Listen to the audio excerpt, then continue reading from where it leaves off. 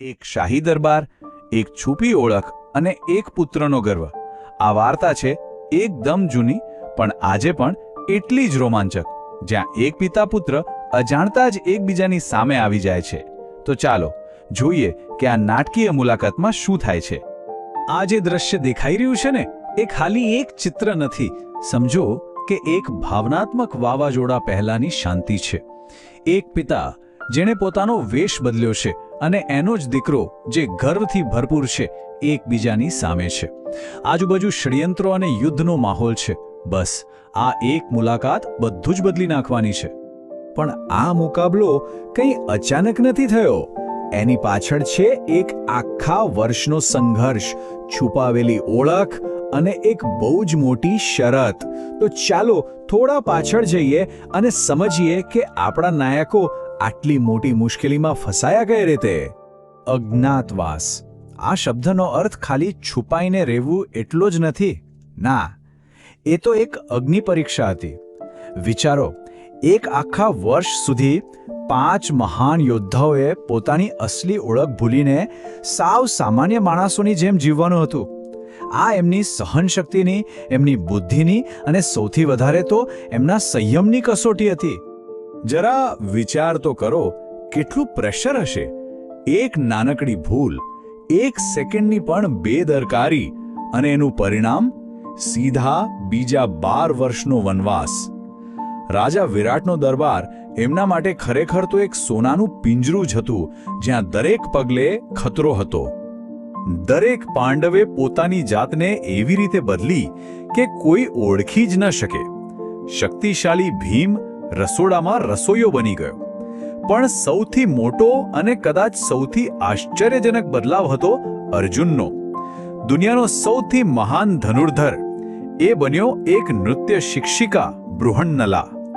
આ એક એવો વેશ હતો જેણે ખરેખર બધાને ચોંકાવી દીધા હતા. આ તફાવત જરા જુઓ. એક બાજુ દુનિયાનું સૌથી શ્રેષ્ઠ ધનુર્ધર, જે યુદ્ધના મેદાનમાં તબાહી મચાવી શકે, અને બીજી બાજુ એક નૃત્ય શિક્ષિકા, જે રાજકુમારીને સંગીત અને નૃત્ય શીખવે.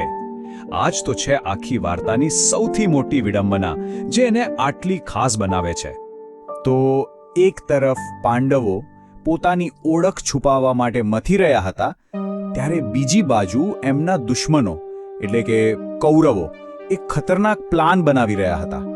એક એવી યોજના જે પાંડવોને સબની સામે લાવી શકે. ગૌગ્રહણ એટલે કે ગાયોનું અપહરણ. હવે આ કોઈ સામાન્ય લૂંટ નહોતી.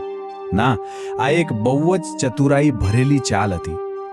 કૌરવો બરાબર જાણતા હતા કે પાંડવો ક્યારેય ધર્મનો સાથ નહીં છોડે. એટલે જે રાજ્યમાં એમણે આશરો લીધો છે, એના પર હુમલો થાય તો એ લોકો ચૂપ નહીં બેસે. બસ આ જ જાળમાં પાંડવોને ફસાવાના હતા. આખો પ્લાન એકદમ સિમ્પલ પણ અસરદાર હતો. પાંડવો પાસે હવે 2 જ રસ્તા હતા. કાં તો એ લોકો પોતાની ઓળખ છુપાવી રાખે અને અધર્મને જીતવા દે, અથવા તો યુદ્ધમાં ઝંપલાવીને પોતાની ઓળખ સભારા સામે લાવી દે.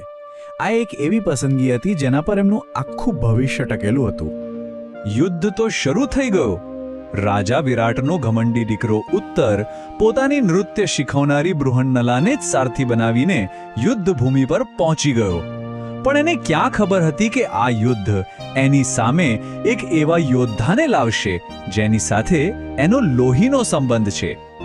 અને એ યોદ્ધા બીજો કોઈ નહીં પણ અભિમન્યુ હતો, અર્જુનનો પોતાનો દીકરો.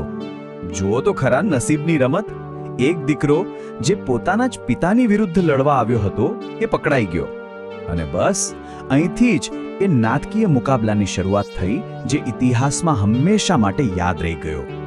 અને હવે વાર્તા એના સૌથી રોમાંચક મોડ પર છે. અભિમન્યુ, ગર્વથી છલકાતો યુવાન યોદ્ધા, કેદી બનીને રાજા વિરાટના દરબારમાં આવે છે. આ દરબારમાં અત્યારે તણાવ, થોડી મજાક મસ્તી અને છુપાયેલા રહસ્યોનું એક અજબ ગજબ મિશ્રણ જોવા મળે છે. જરા અભિમન્યુને જુઓ. એના ચહેરા પર ગર્વ અને થોડો ગુસ્સો સાફ દેખાય છે. એને જરાય ખ્યાલ નથી કે જે લોકોને એ તુચ્છ નજરે જોઈ રહ્યો છે, એ બીજા કોઈ નહીં પણ એના પોતાના પિતા અને કાકા છે, જેઓ અત્યારે બીજા જ વેશમાં છે. અભિમન્યુનો ઘમંડ તો જુઓ. એ પોતાના જ પિતા અર્જુનનો નામનો ઉલ્લેખ કરે છે, જે બિલકુલ એની સામે જ ઊભા છે. આ ક્ષણ એક જ સમયે ગર્વ અને દુઃખથી ભરેલી છે. એક દીકરો જે પોતાના પિતાને ઓળખી પણ નથી શકતો. અને પછી બૃહન્નાલાના વેશમાં રહેલો અર્જુન બોલે છે. એનો અવાજ ભલે શાંત હોય, પણ એના શબ્દોમાં એક પિતાની વેદના અને પ્રેમ છુપાયેલા છે. આ ખાલી એક પ્રણામ નથી, આ તો દીકરા સાથે ફરી જોડાવાનો એક પ્રયત્ન છે. અભિમન્યુનો જવાબ તિરસ્કારથી ભરેલો છે. એ એક યોદ્ધા છે અને એને લાગે છે કે કોઈ નપુંસક એને સંબોધે એ એનું અપમાન છે. એને ખબર જ નથી કે એ અજાણતા પોતાના જ પિતાનું અપમાન કરી રહ્યો છે. આ બતાવે છે કે એમનો વેશપલટો કેટલો સફળ રહ્યો હતો. અર્જુન જુઓ કેટલી કુશળતાથી વાતને સંભાળી રહ્યો છે. એ એવા અંગત સવાલો પૂછે છે જે ફક્ત ઘરના લોકોને જ ખબર હોય. આ એક રીતે અભિમન્યુની પરીક્ષા લેવાની અને એની ઓળખ પાક્કી કરવાની રીત છે. પણ આ સવાલોથી અભિમન્યુ તો વધુ ગુસ્સે થઈ જાય છે અને ગૂંચવાઈ જાય છે. અને આ છે નાટકની ચરમસીમા.